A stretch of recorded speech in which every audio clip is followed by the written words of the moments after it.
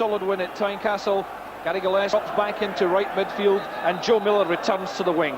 And Tony Mowbray makes his first start in 2 months in central defence after being out with a troublesome injury. And Jerry Craney, with 9 goals in his last 6 games, is in cracking form for Celtic. He's in the Scotland squad, along with teammates Brian O'Neill and Steve Fulton, for the quarter-final away first leg of the Under-21 European Championships against Germany next week. And in Celtic's cup run, he scored 4 goals, bringing his tally for the season to 17. And the Morton manager, Alan McGraw, makes 3 changes in the side that drew with Montrose last week.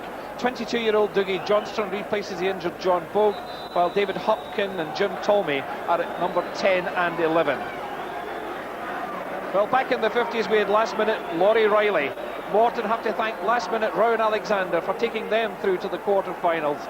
2 last-minute goals against Meadowbank Thistle, the equaliser at Capello, and then the winner in the replay in Edinburgh. 10 goals this season, and he's scored in every cup game for Morton. And the referee, David Seymour Rutherglen, who handled last season's cup final at Hampden. Perfect conditions for this Scottish Cup quarter-final tie. A little bit of sunshine beginning to come after the early rain. The 9th meeting in the cup between Celtic and Morton.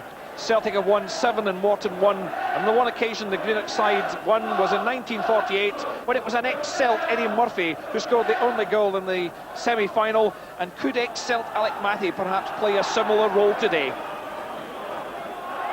Certainly Parkhead well filled, the crowd anticipating an exciting cup tie. David Wiley being brought into the action. Slight breeze, if anything, in Celtic's favour.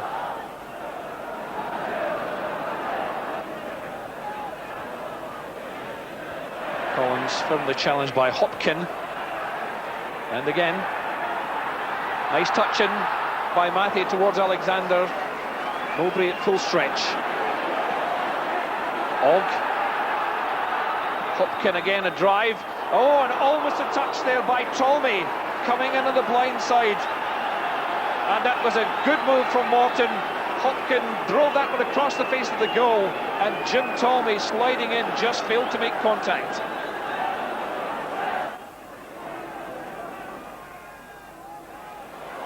Doak has stayed up, and a good effort, testing Marshall. Well, Doak stayed up with the attack, so Morton creating 2 very good chances inside the first 4 minutes. And again, the ball delivered inside. Doak saw the target and had a go, and Marshall had to be alert. Morton pressure, looking for an early goal. Doak, Marshall, oh, and again Morton had a chance. Hopkin snatched at it, but certainly Morton are putting pressure on the Celtic defence.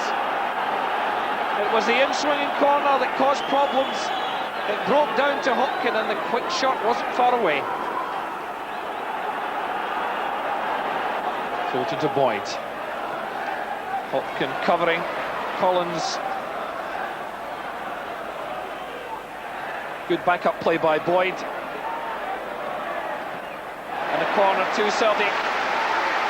Again, Boyd coming forward. The last captain, of course, to lay hands on the Scottish Cup. And he was captain of Motherwell last season. Mowbray up there. Hopkin back defending. And again. Matty.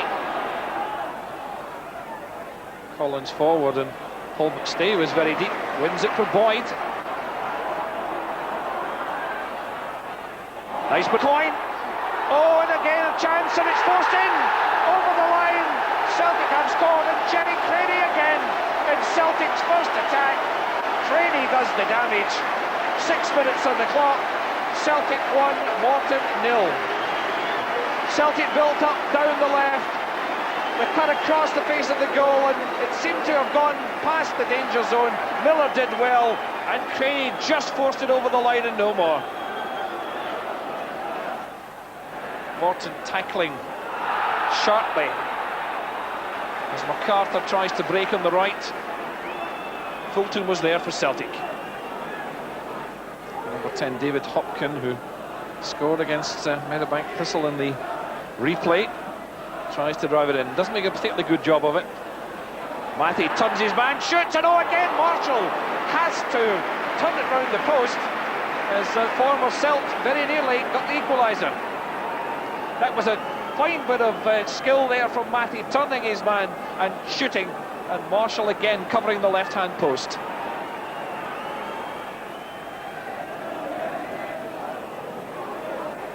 Under pressure, Coyne snapping at it. Miller now, he's got Morris behind him, but goes for Coyne, the dummy. Craney again, didn't quite get the power he wanted. But an appreciative ripple of applause from the Celtic fans, the way that move built up. Miller and then Coyne the dummy, and Craney's effort easily taken by Wiley.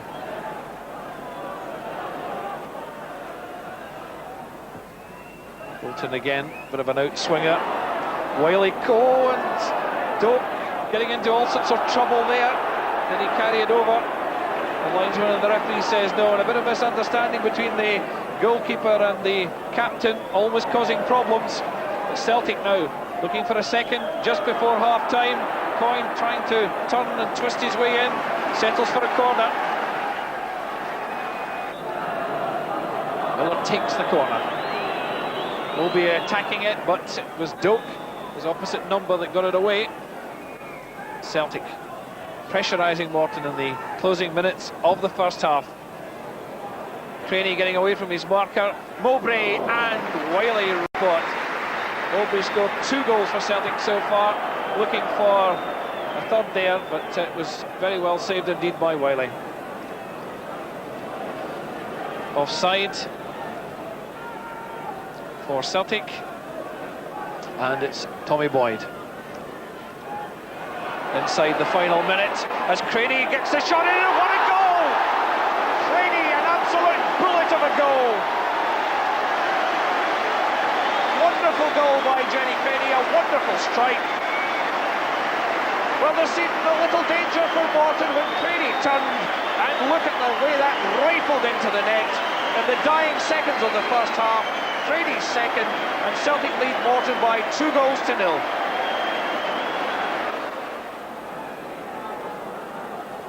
Collins out to Coyne. Coyne again, back post ball, knocked away there by Ogg. Danger still not cleared, McStay.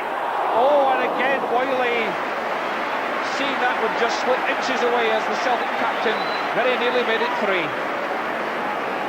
McStay well up with his attack there, and when that came he let go, and Wiley diving desperately saw it past. And the half-time whistle goes with a rather flattering half-time scoreline of Celtic 2, Morton 0, thanks to Jerry Craney.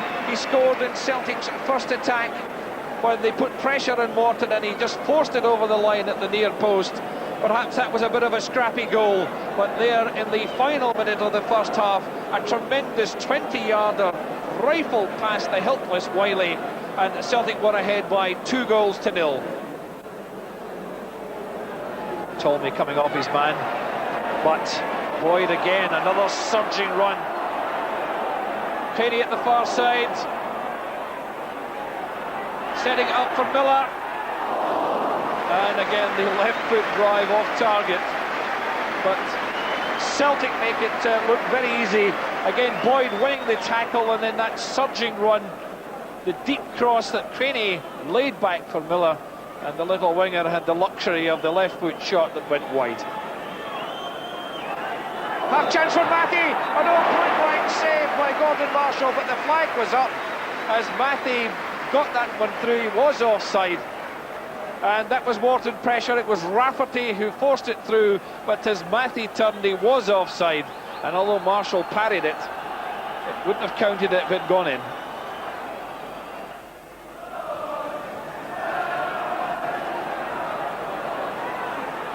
Matty challenging.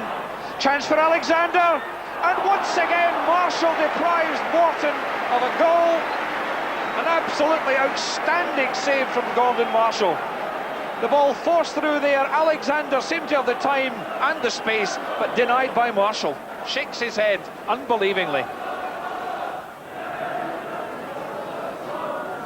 Doak shouting encouragement to his colleagues, and again attacking the ball positively and winning it from Morton in midfield.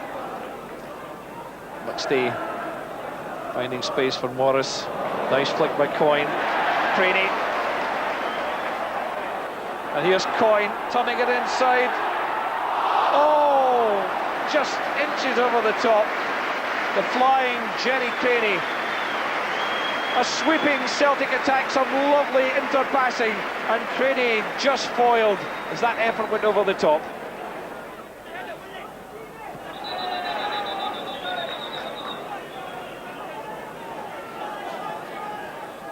So Celtic have this free kick, and Boyd knocks it forward for Craney. Galloway. Oh, and Wiley got a touch. Yes, that was a goal if Wiley hadn't touched it. Galloway bursting into the action and driving Celtic forward. An excellent shot, and Wiley at full stretch. The longer the game's gone, it's full-time training which is beginning to tell, and Celtic might find gaps at the back. As Nicholas comes into the action almost for the first time. Galloway might think about a shot, tries to lay off a 1-2, and a chance for Collins, and oh, given away there. And John Collins nipping in for Celtic's third. And really the Morton defence seemed to have cleared up the danger, but Ogg's back pass was spotted by Collins. Nick to get it past Wiley, and Celtic ahead by 3-0.